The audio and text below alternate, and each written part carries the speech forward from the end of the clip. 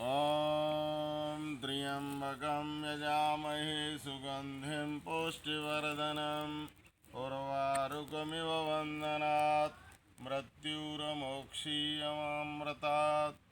ओम शांति शांति शांति ही। ओम नमस्ते जी। वैदिक संस्कृति चैनल पर आप सभी का स्वागत है। पिछले दिनों हम आर्य समाज के नियम के अंतर्गत ईश्वर के गुणों पर विचार कर रहे थे और 17 गुणों पर विचार किया था। 18वां गुण है कि ईश्वर अमर है। ईश्वर की अमरता के विषय में विचार करने से पूर्व आज हम एक भजन लेंगे जिसमें बताया गया है कि मरता कौन है। मरता वही जो जन्मता, ये देह मरता जन्मता। देही अलग है देह से, मरता नहीं ना जन्मता। मरता नहीं जब जीव को रोना रुलाना चाहिए। मिलती नई शुभ देह है वो तो सब मनाना चाहिए। मरता वही है मूल जो करता निरंतर पाप है। मर कर वही परलोक में पाता घना संताप है। यदि भय लगे है मृत्यु से ना पाप करना चाहिए। हिंसा न करनी चाहिए, शिव ध्यान धरना चाहिए। मरता वही है मूल जो मैं देह हूँ यह मानता। देही अलग है देह से ऐसा नहीं जो जानता। नर मूढ़ वैसा देह मरने पर स्वयं मर जाए है। होता नरक का कीट है फिर मरे पछताए है। मरता वही है मूल जो नर भोग में आसक्त है। शिव शांति सम सर्वात्म में होता नहीं अनुरक्त है। जड़ भोग में आसक्त नर ना जान सम्यक पाएंगे। बिनु जान सम्यक अमर भी मरते रहें भय पाएंगे। तो हम विचार कर रहे थे कि ईश्वर का एक गुण है कि वो अमर है। देखिए मरता कौन है। 3 पदार्थ जो हैं नित्य हैं, जो कि कभी मरते नहीं हैं, उनको हमें जान लेना चाहिए। ईश्वर, जीव और प्रकृति। ईश्वर, जीव, जीव का मतलब आत्म तत्व हम सब, और प्रकृति। प्रकृति मूल प्रकृति। ये जो प्रकृति दिख रही है ये प्रकृति की विकृति है। मूल प्रकृति जो है वो सत्व रज और तम। जिस समय यहाँ पर प्रलय अवस्था होती है उस समय भी प्रकृति जो है वो अपनी मूल अवस्था में रहती है। प्रकृति के मूल तत्व जो हैं वो नष्ट नहीं होते और वही सत्व रज और तम है। जब 4 अरब 32 करोड़ वर्ष तक महाप्रलय रहने के पश्चात दोबारा सृष्टि होती है तो परमपिता परमात्मा की व्यवस्था से जीवात्माएं जो थीं उनका संबंध प्रकृति के तत्वों से जोड़ा जाता है। और प्रकृति जो है उस समय मूल प्रकृति जो है उसकी विकृति के रूप में जैसा हमको दिखाई दे रहा है ये सारा दृश्य हमारे सामने उपस्थित होता है। तो जो मूल पदार्थ है वो कभी नष्ट नहीं होता, चाहे वो प्रकृति का मूल पदार्थ हो। प्रकृति से भी सूक्ष्म जीवात्माएं हैं वो भी नष्ट नहीं होती। जीव के विषय में गीता में कहा गया है कि जीवात्मा जो है वो कभी नष्ट नहीं होती। नैनम छिन्दन्ति शस्त्राणि नैनम दहति पावका न चैनम क्लेदन्त्यापो न शोषयति मारुता। जो आत्म तत्व है इसको कभी शस्त्र काट नहीं सकते। नैनम छिन्दन्ति शस्त्राणि नैनम दहति पावका, इसको अग्नि जला नहीं सकती। नैनम छिन्दन्ति शस्त्राणि नैनम दहति पावका न चैनम क्लेदन्त्यापो, और इसको जो है ताप जो है सुखा नहीं सकता। न शोषयति मारुता, और जिसको वायु जो है वो भी अपना प्रभाव जिस पर नहीं डालती। तो इस तरह का ये आत्म तत्व है। और इससे भी सूक्ष्म जो है वो परमपिता परमात्मा है। परमात्मा तो सूक्ष्मतम है, प्रकृति के मूल कणों से सूक्ष्म जीव तत्व है, आत्म तत्व है, और उससे भी सूक्ष्म परमपिता परमात्मा है।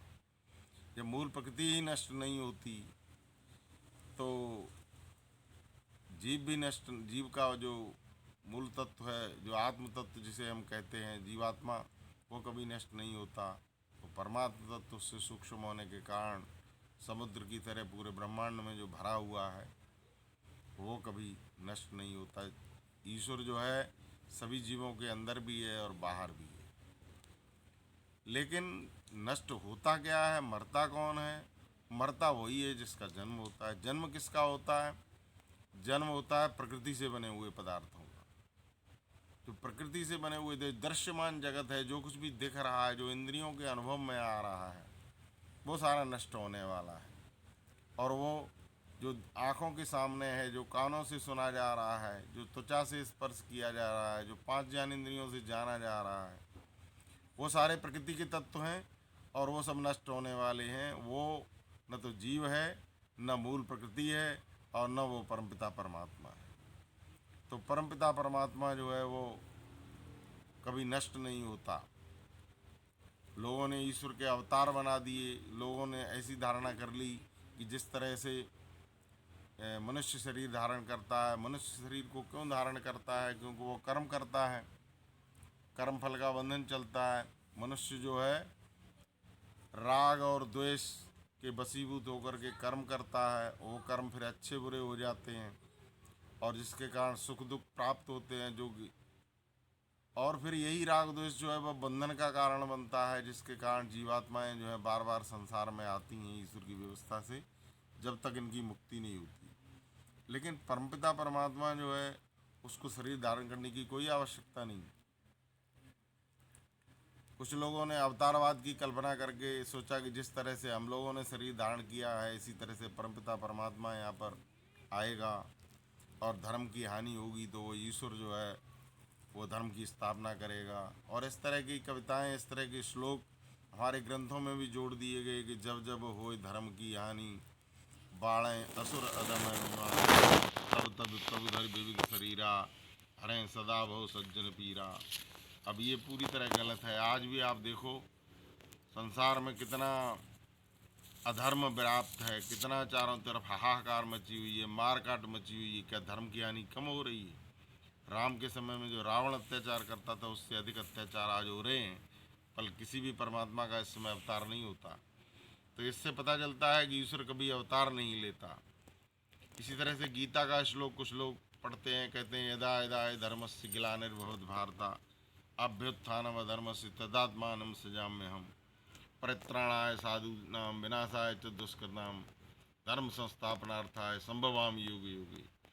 तो ये जो श्लोक कहे गए हैं ये अवतारवाद की धारणा को प्रबल बनाने के लिए नहीं बोले गए हैं। वहाँ पर श्री कृष्ण जैसा योगी, श्री कृष्ण जैसा महापुरुष इस बात को कहता है कि श्री कृष्ण जी ने महाभारत के समय में यहाँ पर आकर के खंड खंड भारत को उस समय महाभारत का रूप दिया था और उस समय उन्होंने धर्म की स्थापना की और यहाँ पर युधिष्ठिर को राजा बनाया था। और वो कहते हैं कि जब जब यहाँ पर धर्म की हानि होगी, मैं स्वयं, मेरी ये दृढ़ इच्छा है, मैं आकर के यहाँ पर संघर्ष करूँगा और धर्म की स्थापना करूँगा। तो ये श्री कृष्ण जैसा योगी, जो उच्च कोटि का योगी है और जो निष्प्रय योगी है, वो योगी इस प्रकार की बात कर सकता है कि और उसकी इतनी अच्छी शुद्ध भावना है कि जब जब यहाँ धर्म की हानि होगी तो मेरी इच्छा है कि मैं यहाँ आकर के इसी तरह से अधर्म को नष्ट करूँ और धर्म के विरुद्ध अपनी लड़ाई जारी रखूँ। तो ये श्री कृष्ण की तरह प्रेरणा हम सबको भी लेनी चाहिए, हम सबकी भी यही भावना होनी चाहिए। आज के समय में भी जब पंडित राम प्रसाद बिस्मिल शाहजहाँपुर में जेल में जब उनको फांसी का हुक्म हुआ था तो उस समय उनसे पूछा गया था कि आपकी अंतिम इच्छा क्या, आप क्या चाहते हो? तो उन्होंने यही कहा था, I want downfall of the British Empire. मैं ब्रिटिश राज्य का पतन चाहता हूँ और मेरी ये प्रबल इच्छा है कि मेरा अगला जन्म हो, अभी तो हमको फांसी दे दी जाएगी, लेकिन अगला जन्म भी मेरा हो तो मैं इसी तरह से देशभक्त बन करके देश की आज़ादी की लड़ाई लड़ता रहूँ। तो ये भावना पंडित राम प्रसाद बिस्मिल में जो थी, उसी भावना को योगी राज कृष्ण कहते हैं। तो कहने का तात्पर्य ये है कि परमपिता परमात्मा कभी बंधन में नहीं आता, वो तो बंधन मुक्त है, उसकी कोई कामना नहीं है तो बंधन में आ ही नहीं सकता। दूसरा ये है कि रावण जैसे लोगों को मारने के लिए, कंस जैसे लोगों को मारने के लिए अवतार की कोई आवश्यकता नहीं पड़ती, क्योंकि परमपिता परमात्मा तो सब जगह व्याप्त है।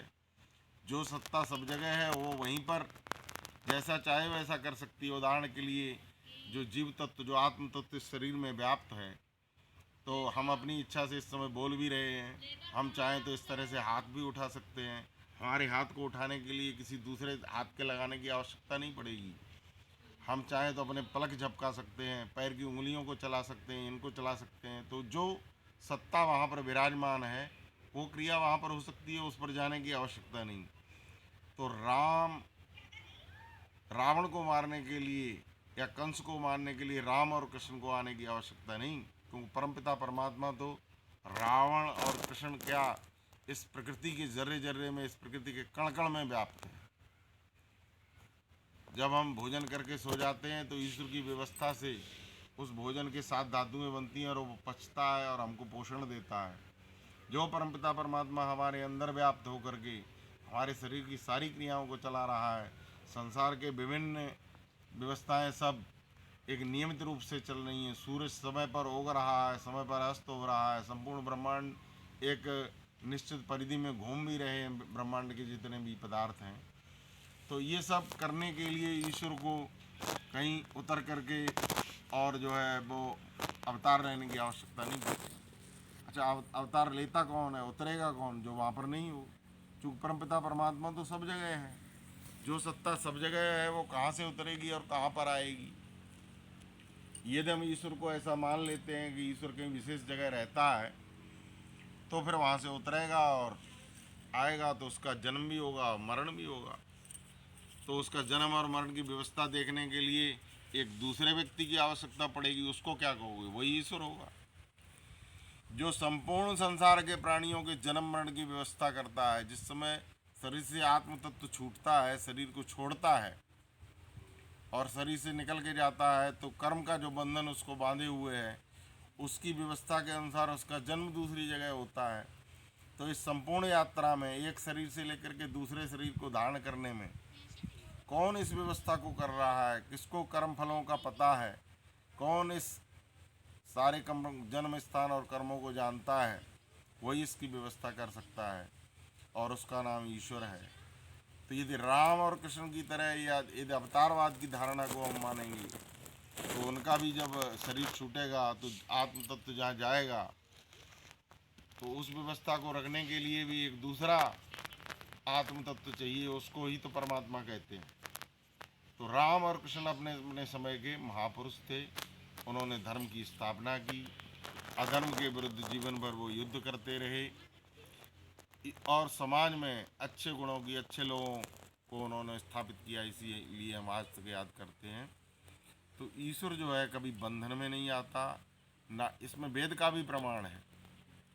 वेद में एक मंत्र आता है, सपर्यजात शुक्रमकायम अव्रणवसनाविर शुद्धम अपाप विद्धम कबीर मनीषी परिभू स्वयंभू यथा तथ्य तो अर्थात वेददान शाश्वती श्यामाभ्या।